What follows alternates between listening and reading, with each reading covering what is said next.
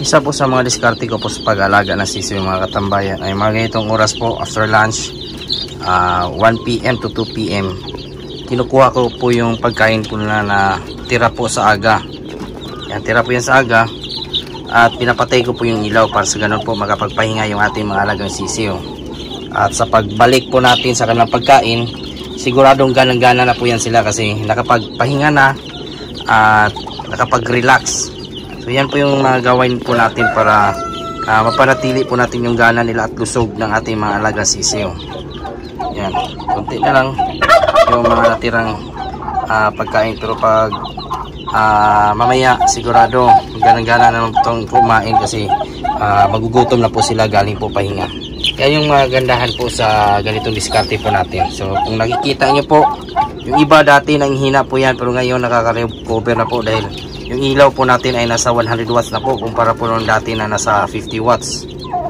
At yan, pag aga kinukuha ko po yung flooring. So nakikita nyo po, screen na lang po yung naiwan.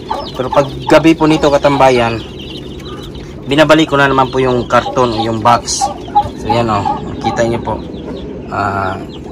Diyan na naman po yan kasi sa gabi malamig naman po kaya binabalik ko po para sa ganun yung init nandun pa rin po. Hindi po sila malamigan na sobra.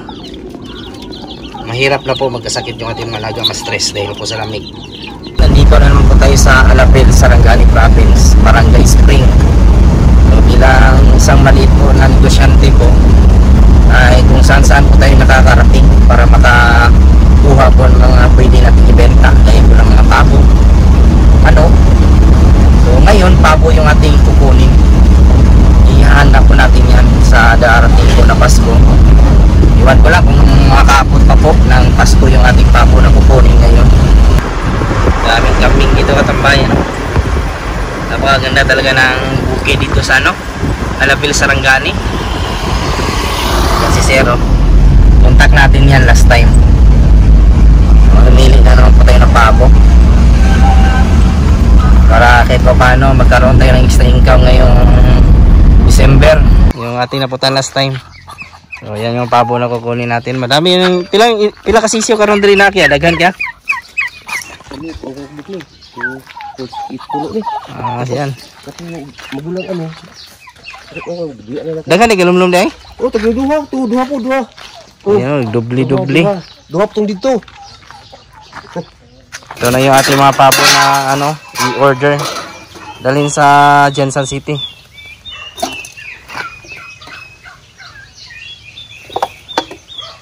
Kilos. Size of 1/4. Size 1/4. 6/4. Sige. 6/4. 6/4 then 6.5 o 7 kilos.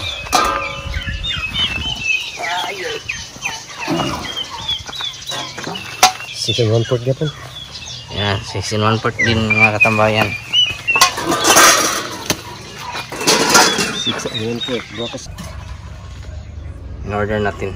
So nakuha natin kanina. So nasa almost 10,000 yung nabayaran natin. So yan katambayan, yung mga nakuha natin kanina, 6 po yan na babae at saka isang lalaki po at may free po tayo na sisiw na pabong.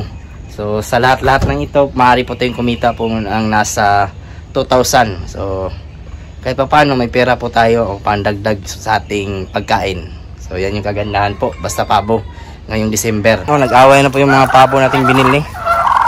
Territorial kasi yung ating mga pabo, kaya pag may dadating na pabo o ilalagay po natin na bago, ay ganun talaga yung nila, ugali.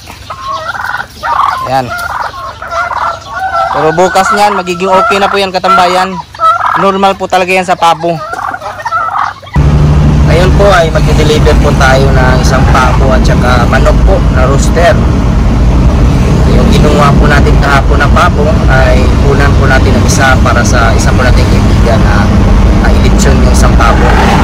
Dito katambayan yung ating deliver kay sir, pabo at saka rooster natin. Salamat sa kanila ulit. Repeat buyer po natin. Ano ko sila? Sige. Mura sa 4,160. Yan katambayan, 4,160 yung ating benta ngayon. Ito na yung mga sir? Pang unsa ni siya, sir? Mga hulo po na Ulo, pang ano sa pang karne lang ni siya, sir. siya. Pagkarne lang siya. Yan, dami din dito katambayan. Yan mga Dali manok. na ay nagbuto dali nga Rhode Island ata, tuwa ka buo. Gipalimliman mo lang. Pagluman ako. Yung mga manok dito din katambayan, marami dito. Pato. Baligya din pato, sir. Dili po. Karne lang. Pang karne lang. So, konsumo lang katambayan. Ang dami. Ngayong Pasko katambayan, ito yung pinaka malaking kita po talaga o pinaka magandang inegosyo yung ating pagpapabo. So kung nakikita niyo po yung ating mga binili po last time, kapon, so ito na po ngayon. At maaari ka pong kumita po dito ng nasa 100 to 200 per kilo. So yan po, hindi ka malulugi nito ngayon kasi nga sold out po. Palaging naibebenta po natin. At yan, na-deliver nga natin yung last time yung ating isa sa pabo na nakuha po natin. So lahat ng ito mga katambayan, kinuha po natin yung mga babae kasi nga may gusto bumili. So hindi din naman po ako kukuha po ng mga pabo ng mga babae kasi yung mga babae ay hindi po yan basta-basta na bibenta kung Pasko.